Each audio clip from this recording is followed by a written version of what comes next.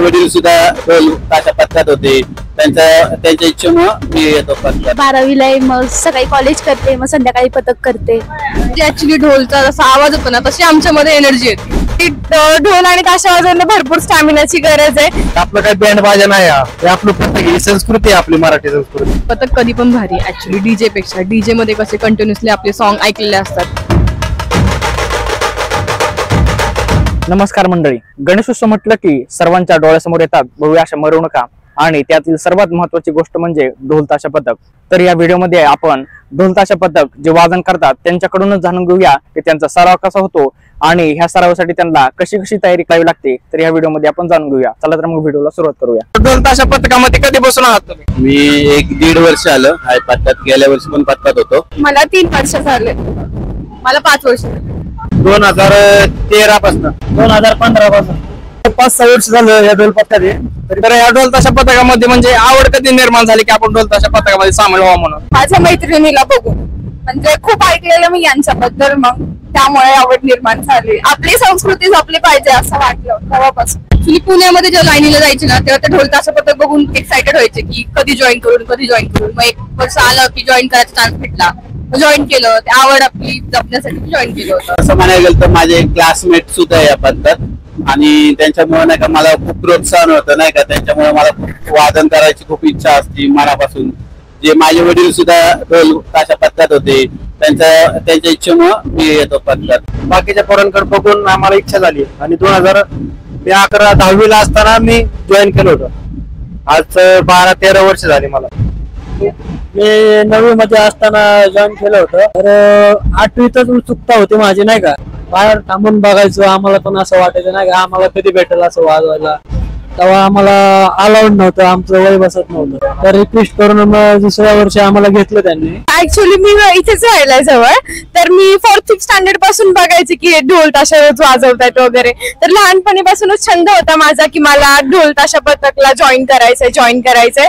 जेव्हा माझी 10th वगैरे झाली आफ्टर 12th तर मी इथे जॉईन झाले. माझा भाऊ होता ढोल पथकामध्ये, पण तो मला खूप असं नको नको म्हणायचा, पण तरी मी त्याच्या मागं लागून आले पथकात. मला खूप आधीपासून इंटरेस्ट होता, मग आले पथकात. ढोल ताशा पथकामध्ये सराव कसा होतोय आणि या सरावाची गरज काय? सराव तसं म्हणायला सराव 2-3 महिने आधी कधी चालतो, जेणेकरून नाही का हात वगैरे बसावं कला. लगेच आपण कसं म्हणतो की नाही का आता गेलो आणि लगेच काम झालं असं कधी होत नाही. लगेच सक्सेस नाही होत. एका झटक्यात त्यासाठी कठोर परिश्रम घ्यायला लागतात. तेव्हा कुठे आपल्याला कष्टाचं फळ भेटतं.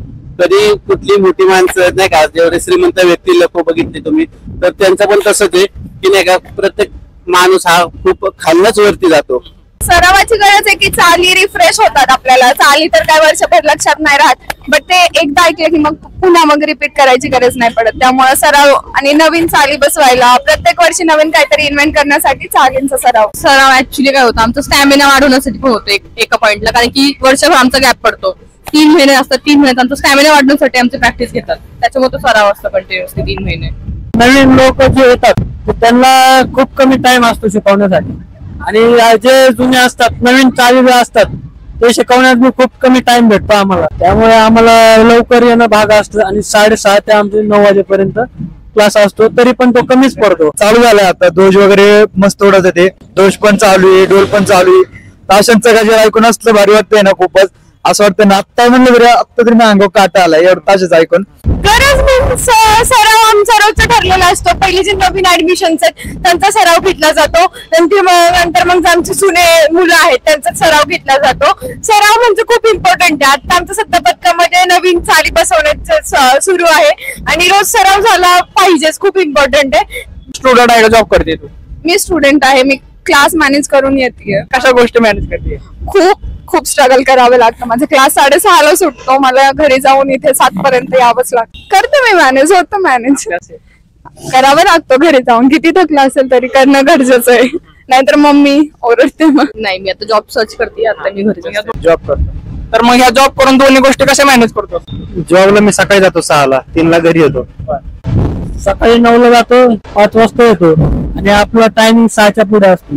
ऍक्च्युअल मध्ये मी इंटिरियरची स्टुडंट आहे. मी सेकंड इयरला आहे. मी आता इंटर्नशिप पण करते. इंटर्नशिप करून मग मी ते संध्याकाळी जॉईन होते 7 वाजता. मी 12वीला आहे, मग सकाळी कॉलेज करते, मग संध्याकाळी पथक करते. हे दुपारचं असतं थोडं टाइम, मम्मी घरातले कामं करते, थोडं मग दुपारचा अभ्यास करून मग पथकाला येत असते. करावं तर लागतोच खूपच मॅनेज, कारण आवड असल्यामुळे कला क्षेत्रात. आता सध्या जॉब घर आधी असं शेड्यूल नव्हता, जेणेकरून जसं पथक चालू होतं ना तसं मी त्याप्रमाणे नाही का ऑफिसचा टायमिंग 7 वाजता सुट्टी आली लगेच पथकात येतो. आता जॉबला टाटा मोटर्स मध्ये. आता मला शिफ्ट नुसार आहे, आता तरी फर्स्ट शिफ्ट चालू असल्यामुळे मी मॅनेज करतो, पण सेकंडला असल्यामुळे मला 9 वाजता डोल सोडून 10 वाजता ड्युटी जायला लागतं. तुम्ही तासन तास वाजवताय तर ही एनर्जी एवढी कुठून येते? आमच्या सहकारी मित्रांना मैत्रिणींना बघून त्यांना येते. छान वाटतं. आवड निर्माण असली, आवड असली की यावंसं वाटतं. ऍक्च्युली ढोलचा जसा आवाज होतो ना तशी आमच्यामध्ये एनर्जी येते. जसं आम्ही वाजवायला सुरुवात करतो आमच्या अंगात अजून एनर्जी येते. ते आवाज ऐकून ऐकून बाकी सगळ्यांच्या सोबत असल्यामुळे एकत्र असल्यामुळे मजा येते, त्यामुळे आमची एनर्जी तयार होते. ते आता गणपती बाप्पा देतात आम्हाला ती एनर्जी, तीच एनर्जी तेच देतात आम्हाला. 2-2, 3-3 तास आम्हाला वाजवावं लागतं. एका दिवसात 4 ते 5 सुपारी असतात, प्रत्येक सुपारी 2-3 तासाची असते. ती एनर्जी आम्हाला टिकून ठेवावीच लागते. तर एनर्जी आम्हाला बाप्पाच देतात आणि बाप्पाची एनर्जी देतात. जो पाऊस पडतो, जो आपल्या नदीत पाणी पडतं, ते पाणी आपल्या पोटात जातं, ती तरी महत्वाची एनर्जी. आणि ते पाणी आपल्याला अजून आपल्याला ताकद येते. पाणी नाही तर आपलं जीवन नाही, आणि आम्ही पाण्यावर एनर्जी काढतो. तीच एनर्जी आम्ही 4 तास दाखवतो. भरपूर स्टॅमिना लागतो वाजवताना. माझे घरचे तर मेन याच्यामुळेच मला जॉईन करून देत नव्हते की तुझ्यामध्ये स्टॅमिना नाहीये, तब्येत नाहीये, तर तू कशी वाजवणार. आणि भरपूर जण हेच म्हणतात. आणि ढोल आणि ताशा वाजवणं भरपूर स्टॅमिनाची गरज आहे. काही वेळी तुम्हाला चक्कर पण येते. मला मागच्या वर्षी फर्स्ट टाइम आली पण होती, त्याच्यामुळे इथं एनर्जी भरपूर बिल्डअप करावी लागते. सो प्रॅक्टिस खूप इम्पॉर्टंट आहे करणं. त्याशिवाय नाही येते तसं खाल्लं पिल्ल्यानी थोडस होती सगळं, पण त्या आवड आहे म्हणून आता वाजवायची इच्छा असते. मग घरी एनर्जी काढून अभ्यासाला एवढी एनर्जी नसते, पण ढोल पथकाला खूप एनर्जी असते वाजवण्यामध्ये, मग येऊन वाजवतो. खूप एनर्जी येतेच. एनर्जी असणं खूप गरजेचं आहे आता, नाही का. सर्वांना समोर सगळ्यांना बघितलं ना की अजून एनर्जी येते आपल्या मित्रांना, जेणेकरून नाही का असं समोरासमोर बघितलं की आपला हात कसा बरोबर बसतो का नाही बसतो.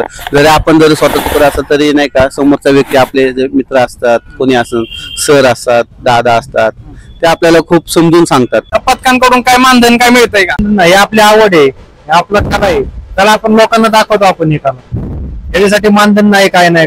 बाकीच्या पथकात देत असतील मानधन, पण इथं नाही. आम्हाला ते आवडत नाही असं मानधन घेऊन वाजवायचं. ते आपलं काही बँड बाजा नाही, हे आपलं पथक, ही संस्कृती आहे आपली, मराठी संस्कृती. काही मानधन नाही. आपली आवड, आपली कला, आपली जपायसाठी आम्ही इथं या पथकात आहोत. मानधन तर काही भेटत नाही, पण शिकवण खूप चांगली भेटते पथकात. जेणेकरून जो पथकात माणूस येतो ना त्याचा तो नाही का कधी वाईट मार्गाला जात नाही. खूप त्याला नाही का शिस्त असते. शिस्त तुम्हाला माहिती, शिस्त म्हणजे काय असतं. जसं आई वडील आपल्या मुलांना शिस्त लावतात तसं या पथकात सुद्धा आपल्याला एक शिस्त आहे. पथकाचं असं मानधन वगैरे काही नसतं, मग ते कलेची किंमत केल्यासारखी होत. मानधन नाही मिळत. आमची आवड आहे ना, आम्हाला जे आवडतं आम्ही संस्कृती जपण्यासाठी वाजवतो. आम्हाला मानधन मिळणं हे गरजेचं नाहीये, आवड जपतोय म्हणून करतोय आम्ही ती गोष्ट. तसं आम्हाला मानधन वगैरे नसतं, पण जेव्हा आम्ही दुसऱ्या ठिकाणी वाजवायला जातो तर त्यावेळी आम्हाला मान म्हणून आम्हाला म्हणजे बाकीचे जे बघणारे प्रेक्षक वगैरे असतात ते आम्हाला म्हणजे देतात एक बक्षीस म्हणून वगैरे. असं पथकाकडून आम्हाला मानधन वगैरे काही नसतं. तर डीजे भारी का ढोल ताशा पथक भारी? ढोल ताशा पथक भारी. कशामुळं? वाजवणं आणि जे फील करतो आपण ते एकदम बेस्ट, डीजे पेक्षा जास्त. पथकाच्या प्रत्येक ठेक्यामध्ये वेगळी एनर्जी असते, डीजेच्या प्रत्येक बीट मध्ये एनर्जी वेगळी नसते. त्यामुळं पथक कधी पण भारी ऍक्च्युली डीजे पेक्षा. डीजे मध्ये कसे कंटिन्युअसली आपले सॉन्ग ऐकलेले असतात. ढोल ताशामध्ये तुम्ही ढोलच्या चाली प्रत्येक वेळी तुम्ही नवीन नवीन चाली ऐकता, त्याच्यामुळे आपल्याला आणखीन एनर्जी येते. लोकांना बघायला पण आवडते ती गोष्ट. संस्कृती जपली जाते आपली कुठे ना कुठेतरी ह्या गोष्टी करून. आणि त्रास होत नाही. मेन थिंग त्याचा कानांना असं जास्त काही त्रास होत नाही. आपण जेवढं वाजवतो तेवढा आवाज निघतो असं असतं ते. त्यामुळे नाही काय होत. छान वाटतं, खूप जास्त छान वाटतं. ढोल ताशा पथक कशामुळं? ढोल कसं, ढोल जर वाजला ताशाची तरी जरी पडली ना डोक्यात अशी बसती. डीजे का भारी नाही? डीजे नाही, पहिल्यापासून आवड नाही डीजेची. ढोल पथकाचीच आवड आहे. ढोल ताशा पथक कशामुळं? कारण की आपल्या संस्कृतीला जपतं. डीजे वगैरे ते लाईक वेगवेगळे सॉंग्स त्याच्यावर नाचतात. ह्याच्यावर एक वेगळीच एक मज्जा आहे की ह्याच्या आवाजावरती धुंदीवरती नाचणं आणि ह्या आवाजाला बघून भरपूर सारे आमच्या इथं बघायला पण इतकी लहान लहान मुलं येतात, ते पण कंटिन्यू ते बघून असं हाताने वाजवत असतात, नाचत असतात, त्याचा तर म्हणजे मनसोक्त आनंद घेत असतात. तर त्याच्यामुळे ढोलताशा पथकच बेटर आहे. त्यांची खूप फिलिंग्स भारी वाटतात, म्हणजे असं ते आम्हाला बघून आम्ही बी शिकणार, आम्ही पण होणार असंच ह्या दीदी लोकांसारखं असं तसं. मग ते येतात बघायला, घरचे बघायला येतात, घरचे म्हणतात हा माझी मुलगी काहीतरी करतीच आहे असं. नाही, ढोलपथकच भारी आहे. काही ते डीजे हर वेळेस वाजत असतं, ढोलपथक हा गणपतीत कशाला तर सुपारीलाच वाजतो, नाहीतर नाही वाजत. ढोलताशा पथकांचा म्हणजे जगभर प्रसार होण्यासाठी आपण काय केलं पाहिजे की जास्तीत जास्त हे लोकांपर्यंत पोहोचलं पाहिजे? ऍक्च्युली लोकांनी पार्टिसिपेट केलं पाहिजे, मन मोकळ्यापणाने त्यांनी त्यांची कला जोपासली पाहिजे, एवढंच मला वाटतं. कारण का जेव्हा आपण आपल्या कलेला दाद देतो तेव्हा लोक आपल्याला दाद देतात, मला असं वाटतं.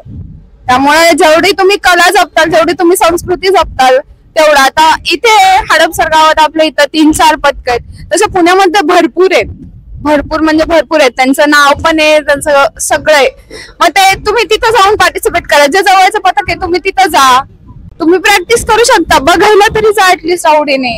प्रसार होण्यासाठी लोकांनी पार्टिसिपेट केलं पाहिजे, आपली पब्लिसिटी झाली पाहिजे. ढोलताशाला जर लोक बघत असतील येऊन तर त्यांनी जॉईन केलं पाहिजे. एकदा तुम्ही जॉईन केल्याच्या नंतर तुमची आवड निर्माण होते, जसं जसं तुम्ही येता तसं तसं ते आवडायला मज्जा येते, वाजवायला मज्जा येते. मी तर काय करा, लोकांना असं वाटतं की तुम्हाला वाटतं की आवाज खूप आहे, पण तसं काही नसतं. जसं तुम्ही वाजवायला लागतं ना, तुम्हाला त्या आवाजाची पण सवय होती, तुम्हाला तो आवाज नाही ऐकले की कसं तरी होतं. लिटरली आम्हाला आता 3 महिन्याच्या नंतर ना असं आम्ही इथे येऊन बसतो शांत, की बाबा सवय झालेली असते त्या आवाजाची, तो आवाज नाही ऐकला ना आमचं हे होतं, कसं तरी होतं वर्षभर आमच्यासाठी. तरुणांनी सहभाग घेतला पाहिजे, पण काहींच्या घरचे सोडत नाहीत. कारण इथं असं वाटतं बँड वाजवत आहे, कुठं काय वाजवत आहे, त्या हिशोबाने त्यांच्या घरचे सोडत नाहीत त्यांना. काय वाजवायला जातो, लोक म्हणतात काय वाजवतात, काय देतात तुला पथकात. ते पथकात आल्यावर कळतं तुम्हाला काय भेटतं काय नाही, ते सगळं ते बाहेर डोळ्याच्या बाहेर थांबून आपल्याला काय नाही भेटत. तेव्हा ढोल कमरेला बांधतो तेव्हाच ते होत.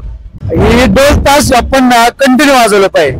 फक्त सणवार वगैरे त्यांना तर यूज केलंच पाहिजे, पण आधी मध्ये एखाद्या सणावाराला तर यूज केलंच पाहिजे आपण त्या पद्धतीने. आपण सोशल मीडियावरती जास्त ऍक्टिव्ह राहिलं पाहिजे, आपले पोस्ट रील्स किंवा आपण आपल्या संस्कृतीला जपून जर आपण हेच जर पुढे कंटिन्यू केलं तर आपल्या ढोलताशाचा पुढे प्रचार होऊ शकतो. तसं का नाही, आधी सोशल मीडिया वगैरे वापरणं, सोशल मीडियावरती नाही का वादनाचे सराव वगैरे टाकणं, जेणेकरून नाही का लोकांना आकर्षित झालं पाहिजे. बाहेरच्या देशात सुद्धा नाही का आपले भरपूर अशी मराठी लोक की जी बाहेरच्या देशात सुद्धा आपली संस्कृती जपतात. याचा खूप अभिमान वाटतो की मी मराठी माणूस आहे म्हणून. तरुण पिढीला माझं एकच वैयक्तिक मत आहे की नाही का तुम्ही इकडं तिकडं काही भरपूर करून पोरं बघितली की पबला जावा, ह्याला जावा, कॅफेला जावा. कॅफेला जाणं ठीक आहे, पण पबला वगैरे वाईट मार्गाला जाण्यापेक्षा तुम्ही चांगल्या मार्गाला या. एक कलाक्षेत्रात निवडा, कलाक्षेत्रात ढोल कसं वाजवायचं. जेव्हा आपण कमरेला ढोल बांधतो ना तेव्हा खूप एनर्जी येते लाईफ मध्ये. मंडळी, तुम्हाला हा व्हिडिओ आवडला असेल तर लाईक करा, शेअर करा आणि कमेंट मध्ये मला नक्की सांगा तुम्हाला ढोलताशा पथकांबद्दल काय वाटतं. भेटूया अशाच एका नवीन व्हिडिओ मध्ये नवीन विषयासोबत. जय हिंद, वंदे मातरम.